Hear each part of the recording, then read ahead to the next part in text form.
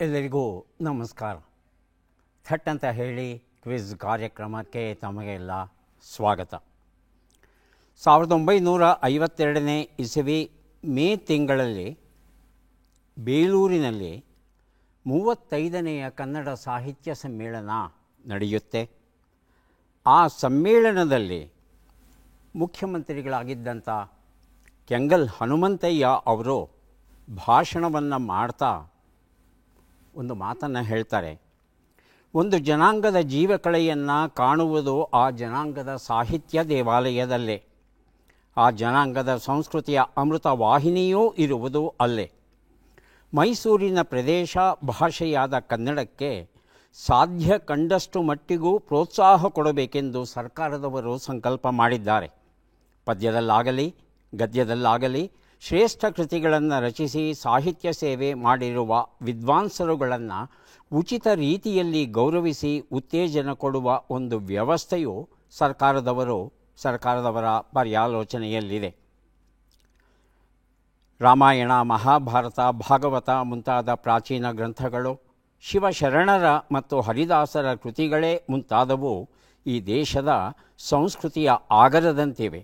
ಮಹಾಜನರಿಗೆ ಅವುಗಳಲ್ಲಿ ಆದರ ಹುಟ್ಟಿದಷ್ಟು ಜನಜೀವನವು ಉತ್ತಮಗೊಳ್ಳುವುದರಲ್ಲಿ ಸಂದೇಹವೇ ಇಲ್ಲ ಅಂತ ಭಾಷಣ ಮಾಡ್ತಾರೆ. ಈ ಭಾಷಣ ಮಾಡಿ ಸುಮಾರು 2 ವರ್ಷಗಳಾದ ಮೇಲೆ ಅಂದಿನ ಮೈಸೂರು ಸಂಸ್ಥಾನದಲ್ಲಿ ಒಂದು ಹೊಸ ಇಲಾಖೆ ಹುಟ್ಟಿಕೊಳ್ಳುತ್ತೆ. ಅದೇ ಸಂಸ್ಕೃತಿ ಸಚಿವಾಲಯ. ಸಂಸ್ಕೃತಿಗಾಗಿಯೇ ಸಂಸ್ಕೃತಿಯನ್ನು ಹರಡಬೇಕು ಅನ್ನೋ ಉದ್ದೇಶದಿಂದಲೇ ಒಂದು ವಿಶೇಷವಾದ ಸಚಿವಾಲಯ ರೂಪುಗೊಳ್ಳುತ್ತೆ. ಇದನ್ನು ಪತ್ರಿಕೆಗಳಲ್ಲಿ ಓದಿದಂಥ ಸರ್ ಸಿ ವಿ ರಾಮನ್ ಅವರು ಇದು ನಿಜಕ್ಕೂ ಆಗಲೇಬೇಕಾದ ಕೆಲಸ, ಈಗ ಮಾಡಿದ್ದಾರೆ, ಬಹಳ ಸಂತೋಷ, ಇದು ನಿರಂತರವಾಗಿ ಮುಂದುವರಿಲಿ ಅಂತ ಹೇಳ್ತಾರೆ. ಆಗ ಒಂದು ಪುಸ್ತಕ ಪ್ರಕಟವಾಗುತ್ತೆ 1954ರಲ್ಲಿ. ಆ ಪುಸ್ತಕವೇ ಸಂಸ್ಕೃತಿ. 1954ರಲ್ಲಿ ಪ್ರಕಟವಾಗಿದ್ದಂಥ ಈ ಪುಸ್ತಕ ಮುದ್ರಣದಲ್ಲಿ ಈಗ ಇರಲಿಲ್ಲ, ಪ್ರತಿಗಳು ಸಿಗ್ತಾ ಇರಲಿಲ್ಲ. ಈಗ ಮರುಮುದ್ರಣ ಆಗಿದೆ. 54ರಲ್ಲಿ 50 ವರ್ಷಗಳಿಗಿಂತಲೂ ಹಿಂದೆ ಪ್ರಕಟವಾದಂಥ ಈ ಕೃತಿ ಇವತ್ತಿಗೂ ಸಹ ಪ್ರಸ್ತುತವಾಗಿದೆ. ಈ ಒಂದು ಕೃತಿಯಲ್ಲಿ ಲೇಖನಗಳಿವೆ. ಸಂಸ್ಕೃತಿ ಎಂದರೇನು, ಸಂಸ್ಕೃತಿ ಮತ್ತು ಧರ್ಮ, ಸಂಸ್ಕೃತಿ ಮತ್ತು ಸಮಾಜ ಜೀವನ, ಸಂಸ್ಕೃತಿ ಮತ್ತು ಸಾಹಿತ್ಯ, ಸಂಸ್ಕೃತಿ ಮತ್ತು ಲಲಿತ ಕಲೆಗಳು, ಸಂಸ್ಕೃತಿ ಮತ್ತು ರಾಷ್ಟ್ರ ಜೀವನ, ಸಂಸ್ಕೃತಿ ಮತ್ತು ವಿಶ್ವಶಾಂತಿ, ಸಂಸ್ಕೃತಿಯ ಪ್ರಸಾರ. ಇದನ್ನು ಬರೆದವರು ದೇವುಡು ನರಸಿಂಹಶಾಸ್ತ್ರಿ, ಎನ್ ಮೂರ್ತಿರಾವ್, ಆನಾ ಕೃಷ್ಣರಾವ್, ಮಾಸ್ತಿ ವೆಂಕಟೇಶ ಅಯ್ಯಂಗಾರ್, ಶಿವಕುಮಾರ ಸ್ವಾಮಿಗಳು ಮುಂತಾದ ಮಹನೀಯರು ಈ ಗ್ರಂಥವನ್ನು ಬರೆದಿದ್ದಾರೆ. ಸಂಸ್ಕೃತಿ ಅಂದರೆ ಏನು, ಅದು ನಮಗೆ ಯಾಕೆ ಬೇಕು, ಅದು ಎಲ್ಲರಿಗೂ ದಕ್ಕಬೇಕಾದರೆ ನಾವೇನು ಮಾಡಬೇಕು ಅನ್ನೋದನ್ನು ಈ ಒಂದು ಪುಸ್ತಕದಲ್ಲಿ ಬರೀತಾರೆ. ದೇವುಡು ಅವರು ಹೇಳ್ತಾ ಸಂಸ್ಕೃತಿ ಅಂದರೆ ಏನು ಅನ್ನೋದಕ್ಕೆ ಒಂದು ಕಥೆಯನ್ನು ಅವರು ಹೇಳ್ತಾರೆ. ಆ ಕಥೆಯಲ್ಲಿ ಒಬ್ಬ ಬಡ ತಂದೆ, ಅವಿದ್ಯಾವಂತ ತಂದೆ ತನ್ನ ಮಗನನ್ನು ಒಬ್ಬ ದೊಡ್ಡ ವಿದ್ವಾಂಸರ ಬಳಿ ಕಳಿಸ್ತಾನೆ. ಚೆನ್ನಾಗಿ ಓದಿಕೊಂಡು ದೊಡ್ಡ ವ್ಯಕ್ತಿಯಾಗಿ ಬಾಪ್ಪ ಅಂತ. ಆತ ಮಗ ಹಾಗೇ ಕಲಿತಾನೆ. ಸಂಪೂರ್ಣ ವಿದ್ವಾಂಸನಾದ ಮೇಲೆ ಮನೆಗೆ ಬಂದಾಗ ಆ ಮಗನಿಗೆ ಅನಿಸುತ್ತೆ, ನಾನು ಇಷ್ಟೆಲ್ಲ ಓದ್ಕೊಂಡಿದ್ದೇನೆ, ವಿದ್ವಾಂಸನಾಗಿದ್ದೇನೆ, ನನ್ನಪ್ಪ ಏನೂ ಓದಿಲ್ಲ, ನಾನು ಅವನಿಗೆ ನಮಸ್ಕಾರ ಮಾಡಬಹುದಾ ಬೇಡವಾ? ಒಂದು ಸಣ್ಣ ಗೊಂದಲ ಬಂದ್ಬಿಡುತ್ತೆ ಮಗನಿಗೆ. ಅಪ್ಪ ತಕ್ಷಣ ಎದ್ದವನು, ಬಾ ಮಗನೇ, ಬಾ ಬಾ ಬಾ ಬಾ, ತುಂಬ ಸಂತೋಷ, ನೀನು ಬಂದಿದ್ದೀಯಾ, ಇದಕ್ಕಿಂತ ದೊಡ್ಡದು ಮತ್ತೇನಿದೆ? ಇನ್ಯಾವುದೂ ತಲೆಗೆ ಹಚ್ಕೊಳ್ಳದೆ ನೇರವಾಗಿ ಒಳಗೆ ನೀನು ಬಾ ಅಂತ ಹೇಳಿ ಮಗನನ್ನು ಕರ್ಕೊಂಡು ಹೋಗ್ತಾರಂತೆ. ಸಂಸ್ಕೃತಿ ಅಂದರೆ ಏನು ಅನ್ನೋದನ್ನು ಅರ್ಥ ಮಾಡಿಕೊಳ್ಳಿಕ್ಕೆ ಈ ಒಂದು ಪ್ರಸಂಗ ಸಾಕಾಗುತ್ತೆ. ಮಗನಿಗೆ ಸಂಸ್ಕೃತಿಯ ಪರಿಚಯ ಇದೆಯಾ, ಅಪ್ಪನಿಗೆ ಸಂಸ್ಕೃತಿ ಪರಿಚಯ ಇದೆಯಾ, ಸಂಸ್ಕೃತಿಯ ಬಗ್ಗೆ ಸಮಗ್ರ ಮಾಹಿತಿ ಕೊಡುವ ಒಂದು ಪುಟ್ಟ ಪ್ರಯತ್ನ, ಸೊಗಸಾದ ಪ್ರಯತ್ನ. ಒಮ್ಮೆ ನಾವೆಲ್ಲ ಓದೋಣ. ಕಾರ್ಯಕ್ರಮವನ್ನು ಆರಂಭಿಸ್ತಾ ಇದ್ದೇವೆ. ಸ್ಪರ್ಧಿಗಳ ಪರಿಚಯ. ಮೊದಲ ಸ್ಪರ್ಧಿ. ನಮಸ್ಕಾರ, ನನ್ನ ಹೆಸರು ಚಂದ್ರಮಣಿ ಅಂತ. ನಮ್ಮದು ಬಾಗೇಪಲ್ಲಿ ತಾಲೂಕು. ನಾವು ಈ ಬೆಂಗಳೂರಿನ ಹೊರಮಾವಿಂದ ಬಂದಿದ್ದೀನಿ. ನಾನು ಗೃಹಿಣಿ. ನನ್ನ ಹವ್ಯಾಸಗಳು ಟಿ ವಿ ವೀಕ್ಷಣೆ ಮಾಡೋದು, ದೇವ್ರ ನಾಮಗಳ ಹಾಡೋದು, ಕೇಳೋದು. ಚಂದ್ರಮಣಿಯವರಿಗೆ ಸ್ವಾಗತವನ್ನು ಕೋರ್ತಾ ಇದ್ದೇವೆ. ಮುಂದಿನ ಸ್ಪರ್ಧಿ. ನಮಸ್ಕಾರ, ನನ್ನ ಹೆಸರು ಸಂಧ್ಯಾರಾಣಿ ಅಂತ. ಬೆಂಗಳೂರಿನ ಮಲ್ಲೇಶ್ವರಂ MES ಕಿಶೋರ್ ಕೇಂದ್ರ ಸ್ಕೂಲಲ್ಲಿ ಕಂಪ್ಯೂಟರ್ ಟೀಚರಾಗಿ ವರ್ಕ್ ಮಾಡ್ತಿದ್ದೀನಿ. ನನ್ನ ಹವ್ಯಾಸ ಮ್ಯೂಸಿಕ್, ಹಾಡು ಕೇಳೋದು, ಹೇಳೋದು, ಮತ್ತು ಪುಸ್ತಕಗಳನ್ನ ಓದೋದು, ಮತ್ತು ಸೋಷಿಯಲ್ ಸರ್ವಿಸ್ ಮಾಡೋದು. ಬಹಳ ಸಂತೋಷ ಸಂಧ್ಯಾರಾಣಿಯವರೇ. ಇವತ್ತಿನ ಕಾರ್ಯಕ್ರಮಕ್ಕೆ ಸ್ವಾಗತವನ್ನು ಕೋರ್ತಾ ಇದ್ದೇವೆ ತಮಗೆ. ನಮ್ಮ ಮೂರನೆಯ ಸ್ಪರ್ಧಿ. ನಮಸ್ಕಾರ, ನನ್ನ ಹೆಸರು ಪುಷ್ಪಲತಾಡಿ. ನಾನು ಕೃಷಿ ಅಧಿಕಾರಿಯಾಗಿ ಕಮಿಷನರೇಟ್ ಆಫ್ ಅಗ್ರಿಕಲ್ಚರ್ಲಿ ವರ್ಕ್ ಮಾಡ್ತಾ ಇದ್ದೀನಿ. ನಾನು ಕಲ್ಯಾಣ ನಗರ ಬೆಂಗಳೂರಿಂದ ಬಂದಿದ್ದೀನಿ.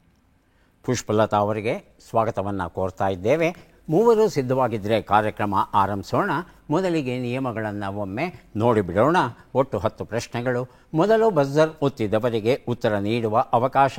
ಪ್ರತಿ ಸರಿ ಉತ್ತರಕ್ಕೆ ಒಂದು ಪುಸ್ತಕ ಬಹುಮಾನ. ಆಯ್ಕೆಗಳು ಬರುವ ಮೊದಲೇ ಬಜರ್ ಒತ್ತಿ ಸರಿ ಉತ್ತರ ನೀಡಿದರೆ 2 ಪುಸ್ತಕ ಬಹುಮಾನ. 100 ಅಂಕ ಗಳಿಸಿದವರಿಗೆ ಒಂದು ಪುಸ್ತಕವನ್ನು ವಿಶೇಷ ಬಹುಮಾನವಾಗಿ ಕೊಡ್ತೇವೆ. ನಕಾರಾತ್ಮಕ ತಂತ್ರಗಳಿಗೆ ಅವಕಾಶವಿಲ್ಲ. ಇಂದಿನ ಕಾರ್ಯಕ್ರಮದ ಮೊದಲ ಪುಸ್ತಕ ಜೀವನದ ಸತ್ಯ ಘಟನೆಗಳ ಬೆವರ ಹನಿಗಳು. ಕೆ ಮಲ್ಲಿನಾಥ್ ಬರೆದಿರುವಂಥ ಪುಸ್ತಕ.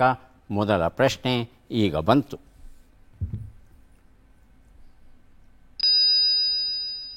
ಬನ್ನಿ ಹುಲ್ಲುಗಾವಲು ಯಾವ ರಾಜ್ಯದಲ್ಲಿ ಇದೆ?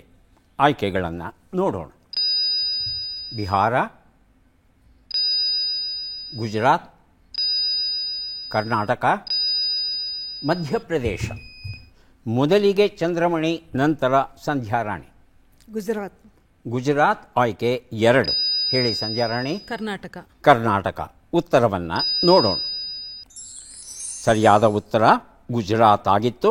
ಈ ಉತ್ತರವನ್ನು ಚಂದ್ರಮಣಿ ಕೊಟ್ಟಿದ್ದಾರೆ. ಬೆವರ ಹನಿಗಳು ಎನ್ನುವ ಈ ಒಂದು ಪುಸ್ತಕವನ್ನು ಕೊಟ್ಟಿದ್ದೇವೆ. 1921ರವರೆಗೆ ಗುಜರಾತ್ ರಾಜ್ಯದಲ್ಲಿ ಚಿರತೆಗಳು ಜೀವಂತವಾಗಿದ್ದುವಂತೆ ಈ ಬಗ್ಗೆ ದಾಖಲೆಗಳಿವೆ. ನಂತರ ಚಿರತೆಗಳು ಮರೆಯಾಗಿ ಹೋದವು. ಹಾಗಾಗಿ ಚಿರತೆಗಳ ಸಂವರ್ಧನಾ ಕೇಂದ್ರವನ್ನು ಆರಂಭಿಸೋದಕ್ಕೆ ಗುಜರಾತಲ್ಲಿ ಇರ್ತಕ್ಕಂಥ ಈ ಬನ್ನಿ ಹುಲ್ಲುಗಾವಲು ಅನ್ನೋ ಪ್ರದೇಶ ಏನಿದೆ, ಇದು ಅತ್ಯಂತ ಸೂಕ್ತವಾದದ್ದು ಅಂತ ತಜ್ಞರು ಪರಿಗಣಿಸಿದ್ದಾರೆ. ಅದಕ್ಕೆ ಪೂರ್ವಭಾವಿಯಾಗಿ ಚಿರತೆಗಳಿಗೆ ಬೇಕಾಗುವ ಸಾಮಾನ್ಯ ಆಹಾರ ಯಾವ್ಯಾವ ಜೀವಿಗಳಾಗುತ್ತವೋ ಆ ಜೀವಿಗಳನ್ನು ಸಂವರ್ಧನೆ ಮಾಡಿ ಆನಂತರ ಚಿರತೆಗಳನ್ನು ಅಲ್ಲಿ ಬಿಡುವ, ಬೆಳೆಸುವ ಒಂದು ಯೋಜನೆ ಉಂಟಂತೆ.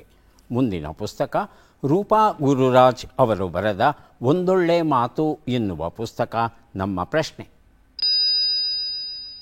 ಪೆನ್ ಹೋಲ್ಡರ್ ಗ್ರಿಪ್ ಯಾವ ಆಟದಲ್ಲಿ ಬಳಕೆಯಲ್ಲಿದೆ? ಆಯ್ಕೆಗಳನ್ನು ನೋಡೋಣ. Table tennis, cricket, tennis, badminton. ಮೊದಲಿಗೆ Chandramani. Table tennis. Table tennis. ಹೇಳಿ Pushpalatha. Same, table tennis. Table tennis. ಉತ್ತರವನ್ನು ನೋಡೋಣ. ಟೇಬಲ್ ಟೆನ್ನಿಸ್ ಉತ್ತರ ಸರಿಯಾಗಿದೆ. ಒಂದೊಳ್ಳೆ ಮಾತು ಎನ್ನುವ ಈ ಪುಸ್ತಕವನ್ನು ಚಂದ್ರಮಣಿ ಅವರಿಗೆ ಕೊಟ್ಟಿದ್ದೇವೆ. ಪೆನ್ನನ್ನು ಸಾಮಾನ್ಯವಾಗಿ ಹೀಗೆ ನಾವು 3 ಬೆರಳನ್ನು ಬಳಸಿ ಹಿಡ್ಕೋತೇವೆ.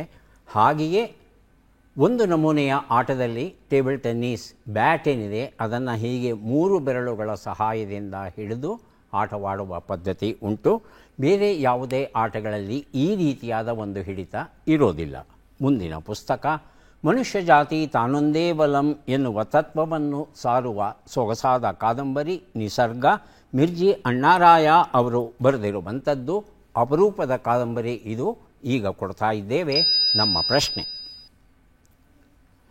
ನಮ್ಮ ದೇಶದಲ್ಲಿ ಮಹಿಳೆಯರ ವಿರುದ್ಧ 2022ರಲ್ಲಿ ಸುಮಾರು ಎಷ್ಟು ಅಪರಾಧಗಳು ಘಟಿಸಿವೆ? ಆಯ್ಕೆಗಳನ್ನು ನೋಡೋಣ. 2.5 ಲಕ್ಷ, 5.5 ಲಕ್ಷ, 3.5 ಲಕ್ಷ, 4.5 ಲಕ್ಷ. ಮೊದಲಿಗೆ ಚಂದ್ರಮಣಿ, ನಂತರ ಸಂಧ್ಯಾರಾಣಿ. 5.5 ಲಕ್ಷ. 5.5 ಆಯ್ಕೆ 2. ಸಂಧ್ಯಾರಾಣಿ 3.5 ಲಕ್ಷ. 3.5 ಆಯ್ಕೆ 3. ಉತ್ತರವನ್ನು ನೋಡೋಣ. ಆದರೆ ಸರಿಯಾದ ಉತ್ತರ 4.5 ಲಕ್ಷ ಆಗಿತ್ತು. ನಿಖರವಾಗಿ ಹೇಳಬೇಕು ಅಂದರೆ 4,45,256 ಅಪರಾಧಗಳು ನಡೆದಿವೆಯಂತೆ ಹೆಣ್ಣು ಮಕ್ಕಳ ವಿರುದ್ಧ. ಈ ಒಂದು ಸಂಖ್ಯೆ ಏನಿದೆ 2020 ಮತ್ತು 2021ರಲ್ಲಿ ಏನು ಅಪರಾಧಗಳು ನಡೆದಿದ್ದವೋ ಅದಕ್ಕಿಂತಲೂ ಹೆಚ್ಚಾಗಿದೆ 2022ರಲ್ಲಿ ಅನ್ನೋ ಮಾಹಿತಿ ನಮಗೆ ದೊರೀತಾ ಇದೆ. 1,00,000 ಜನಸಂಖ್ಯೆಯಲ್ಲಿ ಸುಮಾರು 60 ಹೆಣ್ಣು ಮಕ್ಕಳ ಮೇಲೆ ದೌರ್ಜನ್ಯ ನಡೆಯುತ್ತಂತೆ. ಗಂಡ ಮತ್ತು ಗಂಡನ ಕಡೆಯವರಿಂದ ಆಗುವ ದೌರ್ಜನ್ಯ 31.4ರಷ್ಟು ಇದ್ದರೆ ಮಹಿಳೆಯರ ಅಪಹರಣ ಇತ್ಯಾದಿಗಳು 19.2ರಷ್ಟು ಇದೆಯಂತೆ. ಇವೆರಡು ಪ್ರಧಾನವಾದ ಅಪರಾಧಗಳು ಇವತ್ತಿಗೂ ಸಹ. ರಾಜ್ಯಗಳಲ್ಲಿ ಉತ್ತರ ಪ್ರದೇಶ ಪ್ರಥಮ ಸ್ಥಾನದಲ್ಲಿದೆಯಂತೆ ಅಪರಾಧವನ್ನು ಮಾಡೋದರಲ್ಲಿ. ಮುಂದಿನ ಪುಸ್ತಕ ಬೆಳಕಿಲ್ಲದ ದಾರಿ, ಕನಸಿಲ್ಲದ ಹಾದಿ. ಸಂಪಾದಕರು ಸಿರಿಗೇರಿ ಎರಿ ಸ್ವಾಮಿ. ಪ್ರಶ್ನೆ: ಬಿ. ವಿಠಲಾಚಾರ್ಯರು ಮಹಾತ್ಮ ಪ್ರೊಡಕ್ಷನ್ಸ್ ಬಿಟ್ಟು ವಿಠಲ್ ಪ್ರೊಡಕ್ಷನ್ಸನ್ನು ಆರಂಭಿಸಿದರು. ಮೊದಲ ಚಿತ್ರ ಯಾವುದು? ಆಯ್ಕೆಗಳು: ಜೀವನ ನಾಟಕ, ಭೂದಾನ, ಕನ್ಯಾದಾನ, ಭಾಗ್ಯಚಕ್ರ. ಮೊದಲಿಗೆ ಚಂದ್ರಮಣಿ. ಜೀವನ ನಾಟಕ. ಜೀವನ ನಾಟಕ ಆಯ್ಕೆ 1. ಇನ್ನು ಯಾರಾದರೂ ಪ್ರಯತ್ನಿಸಬಹುದು. ಪುಷ್ಪಲತಾ. ಕನ್ಯಾದಾನ. ಕನ್ಯಾದಾನ. ಉತ್ತರವನ್ನು ನೋಡೋಣ. ಕನ್ಯಾದಾನ ಉತ್ತರ ಸರಿಯಾಗಿದೆ. ಬೆಳಕಿಲ್ಲದ ದಾರಿ, ಕನಸಿಲ್ಲದ ಹಾದಿ. ಗಿರೀಶ್ ಕಾರ್ನಾಡ್ ಅವರ ಬಗ್ಗೆ ಅವರ ಆತ್ಮೀಯರು ಬರೆದಂಥ ಕೃತಿ ಪುಷ್ಪಲತಾ ಅವರಿಗೆ ಕೊಟ್ಟಿದ್ದೇವೆ. 1954ರಲ್ಲಿ ಬಿಡುಗಡೆ ಆಯಿತು ಈ ಕನ್ಯಾದಾನ ಎನ್ನುವ ಚಿತ್ರ. ಹುಡುಗಿಗೆ ಆಕೆಯ ಬಣ್ಣ ಮುಖ್ಯ ಅಲ್ಲ, ಆಕೆಯ ಗುಣ ಮುಖ್ಯ ಎನ್ನುವ ಒಂದು ಸಂದೇಶವನ್ನು ಸಾರುವಂಥ ಚಿತ್ರ ಇದಾಗಿತ್ತು. ಮುಂದಿನ ಪುಸ್ತಕ ಸ್ವಾತಂತ್ರ್ಯ ಭಾರತದ ಅಮೃತಗಳಿಗೆ ಪ್ರೊಫೆಸರ್ ಶ್ರೀನಿವಾಸ ಬಳ್ಳಿ ಬರೆದಿರುವಂಥದ್ದು. ಪ್ರಶ್ನೆ: ಬಿಟ್ಟಕ್ಷರಗಳನ್ನು ತುಂಬಿ. ಡ್ಲೆ, ಈ, ಪಾ, ಶೇ, ನಿ. ಬಜರ್ ಆಗಲೇ ಒತ್ತಿದ್ದಾರೆ ಚಂದ್ರಮಣಿ, ನಂತರ ಪುಷ್ಪಲತಾ. ಕಡಲೆಕಾಯಿ ಪರಿಷೆಗೆ ಬನ್ನಿ. ಕಡಲೆಕಾಯಿ ಪರೀಕ್ಷೆಗೆ ಬನ್ನಿ ಅಂತ ಹೇಳ್ತಾ ಇದ್ದಾರೆ. ಹೋಗೋಣವಾ ಪುಷ್ಪಲತಾ ಅವರೇ? Same sir. ಹೋಗೋಣ ಅಂತ ಹೇಳ್ತಾ ಇದ್ದಾರೆ. ಸಂಧ್ಯಾರಾಣಿ ಹೋಗಬಹುದು. ಉತ್ತರವನ್ನು ನೋಡೋಣ. ಕಡಲೆಕಾಯಿ ಪರೀಕ್ಷೆಗೆ ಬನ್ನಿ ಉತ್ತರ ಸರಿಯಾಗಿದೆ. ಸ್ವಾತಂತ್ರ್ಯ ಭಾರತದ ಅಮೃತಗಳಿಗೆ ಈ ಒಂದು ಪುಸ್ತಕವನ್ನು ಚಂದ್ರಮಣಿ ಅವರಿಗೆ ಕೊಟ್ಟಿದ್ದೇವೆ. ಮುಂದೆ ಕೊಡಲಿದ್ದೇವೆ ಸ್ನೇಹಶೀಲ. ಸಿರಿಗೇರಿ ಎರಿ ಸ್ವಾಮಿ ಅವರು ಅಂಬರೀಷ್ ಬಗ್ಗೆ ಬರೆದಂಥ ಒಂದು ಆತ್ಮೀಯ ಲೇಖನಗಳ ಸಂಗ್ರಹ. ಪ್ರಶ್ನೆಯನ್ನು ನೋಡೋಣ.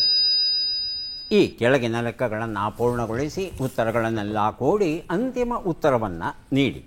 ಲೆಕ್ಕಗಳು ಈಗ ಬಂತು. 41 ಕೂಡು 50, 94 ಕಳೆ 38, 20 ಗುಣಿಸು 9, 261 ಭಾಗಿಸು 9.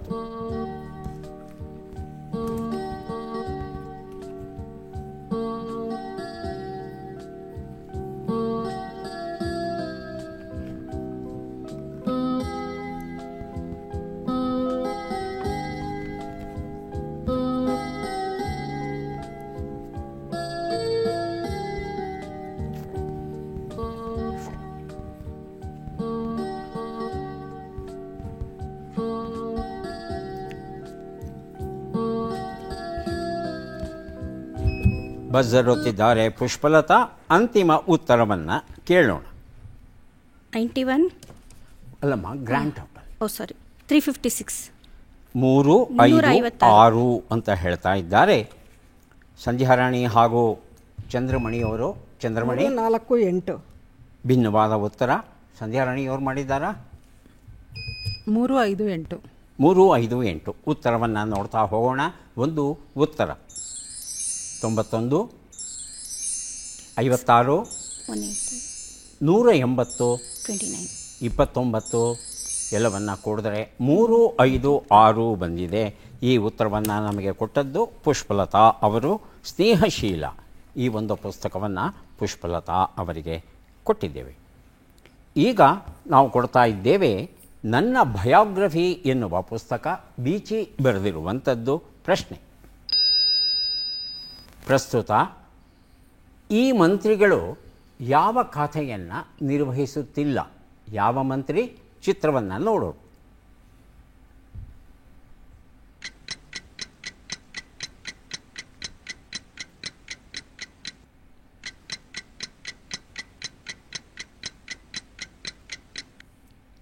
ಆಯ್ಕೆಗಳನ್ನು ನೋಡೋಣ. ಕಾನೂನು, ಗ್ರಾಮೀಣಾಭಿವೃದ್ಧಿ, ಪ್ರವಾಸೋದ್ಯಮ, ಪಾರ್ಲಿಮೆಂಟರಿ ಅಫೇರ್ಸ್. ಮೊದಲಿಗೆ ಚಂದ್ರಮಣಿ ಅವರು, ನಂತರ ಪುಷ್ಪಲತಾ. ಕಾನೂನು ನಿರ್ವಹಿಸ್ತಾ ಇಲ್ಲ ಅಂತ ತಾವು ಹೇಳ್ತಾ ಇದ್ದೀರಿ. ಪುಷ್ಪಲತಾ ಅವರೇ? ಗ್ರಾಮೀಣಾಭಿವೃದ್ಧಿ ಅವರು ನಿರ್ವಹಿಸ್ತಾ ಇಲ್ಲ. ಉತ್ತರವನ್ನು ನೋಡೋಣ. ಗ್ರಾಮೀಣಾಭಿವೃದ್ಧಿ ಉತ್ತರ ಸರಿಯಾಗಿದೆ. ನನ್ನ ಬಯೋಗ್ರಫಿ ಎನ್ನುವ ಈ ಒಂದು ಪುಸ್ತಕವನ್ನು ಪುಷ್ಪಲತಾ ಅವರಿಗೆ ಕೊಟ್ಟಿದ್ದೇವೆ. ಗದಗ ಕ್ಷೇತ್ರವನ್ನು ಪ್ರತಿನಿಧಿಸ್ತಾರೆ KH ಪಾಟೀಲ್ ಅವರು. ಗ್ರಾಮೀಣಾಭಿವೃದ್ಧಿ ಇಲಾಖೆಯನ್ನು ಅವರು ನಿರ್ವಹಿಸ್ತಾ ಇಲ್ಲ. ಬದಲಿಗೆ ಚಿತ್ತಾಪುರ ಕ್ಷೇತ್ರದ ಶಾಸಕರಾಗಿರ್ತಕ್ಕಂಥ ಪ್ರಿಯಾಂಕ್ ಖರ್ಗೆ ಅವರು ಈ ಗ್ರಾಮೀಣಾಭಿವೃದ್ಧಿ ಖಾತೆಯನ್ನು ನಿರ್ವಹಿಸ್ತಾ ಇದ್ದಾರೆ. ಈಗ ಕೊಡ್ತಾ ಇದ್ದೇವೆ ಕನ್ನಡದ ನಿಜವಾದ ವ್ಯಾಕರಣ ಅಂತೆ ಡಾಕ್ಟರ್ PP ಗಿರಿಧರ ಅವರು ಬರೆದಿರುವಂಥದ್ದು ನಮ್ಮ ಪ್ರಶ್ನೆ. ಈ ಅಕ್ಷರಗಳನ್ನು ಸರಿಯಾಗಿ ಜೋಡಿಸಿ. ಅಕ್ಷರಗಳು: ಕ, ಹ, ರು, ದು, ತಿಂ, ಚಿ, ದ, ನು. ಪ್ರಶ್ನೆಯನ್ನು ಓದಿ ಮುಗಿಸೋಷ್ಟರಲ್ಲಿ ಪುಷ್ಪಲತಾ ಅವರು ಬರೆದಿರುತ್ತಿದ್ದಾರೆ. ಉತ್ತರವನ್ನು ಕೇಳೋಣ. ಕದ್ದ ಹಣ್ಣು ತಿಂದರೆ 8 ಅಕ್ಷರ ಇದೆಯಮ್ಮ ಉತ್ತರದಲ್ಲಿ. ಕದ್ದು ಹಣ್ಣು ಇನ್ನೊಂದು ಅವಕಾಶ. ಕದ್ದು ಹಣ್ಣು ತಿಂದರು. ಕದ್ದು ಹಣ್ಣು ತಿಂದರು. ಸಂಧ್ಯಾರಾಣಿ ಹಾಗೂ ಚಂದ್ರಮಣಿ, ಪುಷ್ಪಲತಾ ಅವರು ಸೊಗಸಾದ ಸುಳುಹು ಕೊಟ್ಟಿದ್ದಾರೆ. ಸರಿಯಾದ ಉತ್ತರವನ್ನು ಕೊಡೋದಕ್ಕೆ ಇಬ್ಬರಲ್ಲಿ ಒಬ್ಬರಿಗೆ ಅವಕಾಶ ಇದೆ. ಬಸರೊತ್ತಿ ಉತ್ತರವನ್ನು ಕೊಡಿ. ಯಾರೂ ಪ್ರಯತ್ನಿಸ್ತಾ ಇಲ್ವಾ? ಉತ್ತರವನ್ನು ನೋಡೋಣ. ಕದ್ದು ತಿಂದ ಹಣ್ಣು ರುಚಿ, ಇದು ಸರಿಯಾದ ಉತ್ತರ ಆಗಿತ್ತು.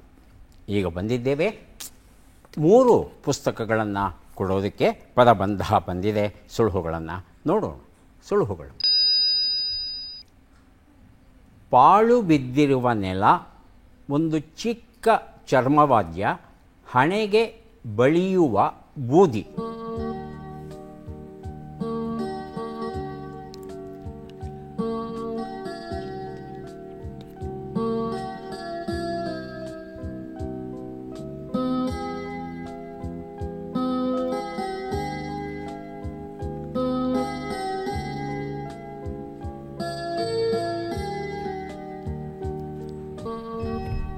ಬಜರುತ್ತಿದ್ದಾರೆ ಚಂದ್ರಮಣಿ. ಒಂದು ಉತ್ತರ ಬರಡು ಭೂಮಿ. ಬರಡು ಭೂಮಿ. 3 ಶಬ್ದ ಸಿಕ್ತಮ್ಮ? ಸಿಕ್ಕಿಲ್ಲ ಬಹುಶಃ. ಸಂಧ್ಯಾರಾಣಿ ಮತ್ತು ಪುಷ್ಪಲತಾ ಅವರು ಚಂದ್ರಮಣಿ ಕೊಟ್ಟಂಥ ಉತ್ತರವನ್ನು ಪರಿಷ್ಕರಿಸಿ ತಾವು ಸಹ ಸರಿ ಉತ್ತರ ಕೊಡಬಹುದು. ಒಳ್ಳೆ ಸುಳುಹು ಕೊಟ್ಟಿದ್ದಾರೆ.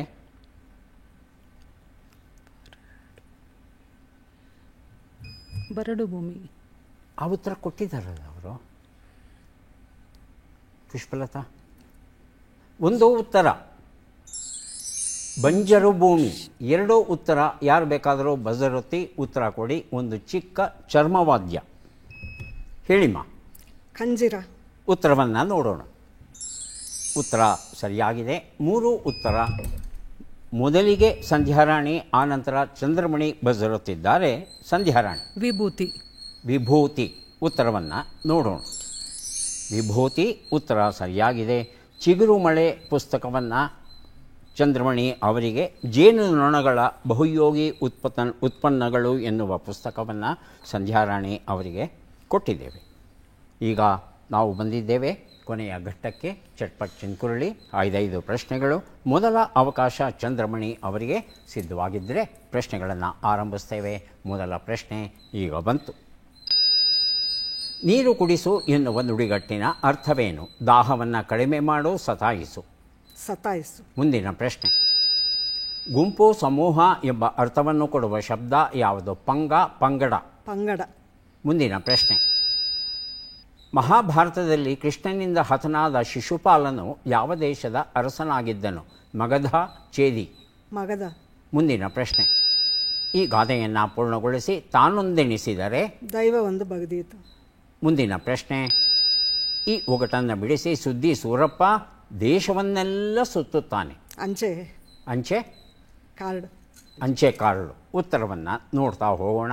1 ಉತ್ತರ ನೀರು ಕುಡಿಸು, ಸತಾಯಿಸು ಸರಿಯಾಗಿದೆ.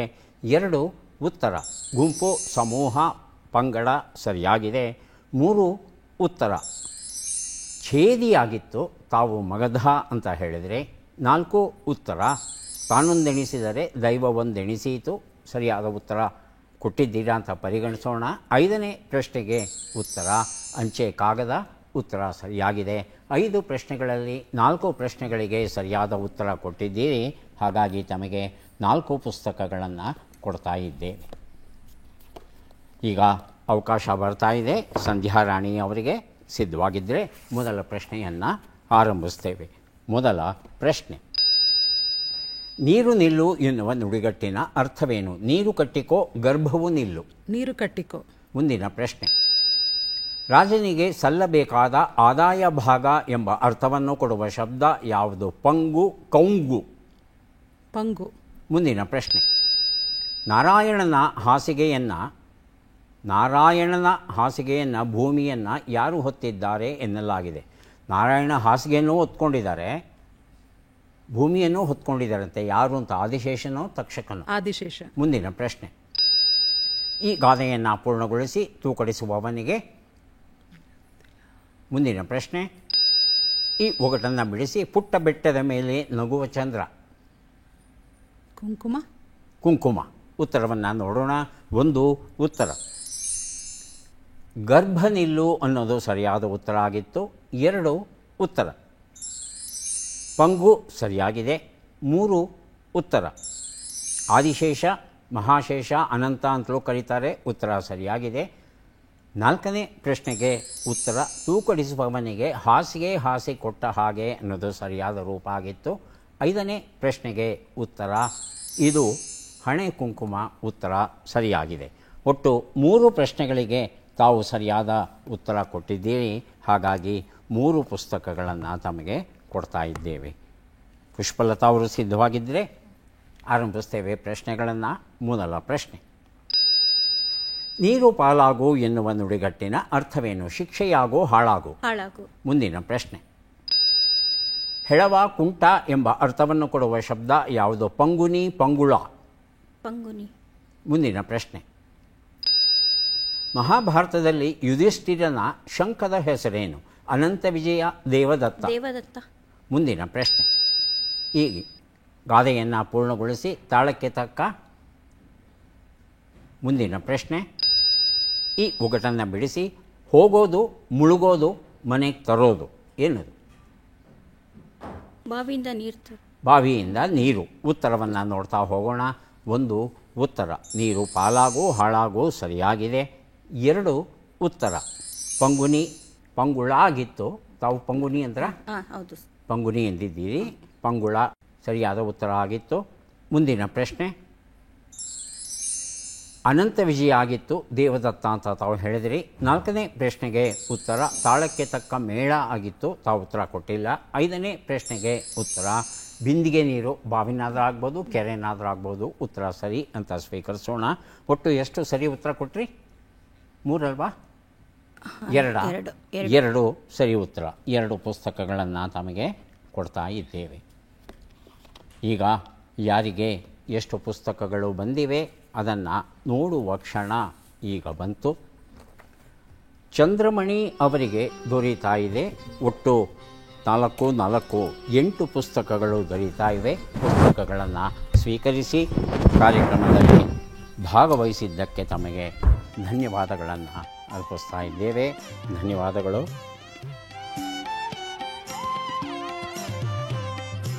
ಸಂಧ್ಯಾರಾಣಿ ಅವರಿಗೆ 4 ಪುಸ್ತಕ ದೊರೀತಾ ಇದೆ. ಸ್ವೀಕರಿಸಿ ಅಭಿನಂದನೆಗಳು.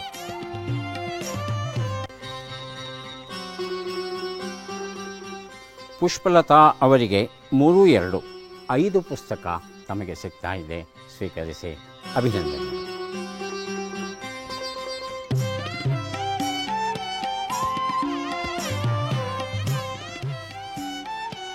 ಮತ್ತೆ ಭೇಟಿಯಾಗೋಣ.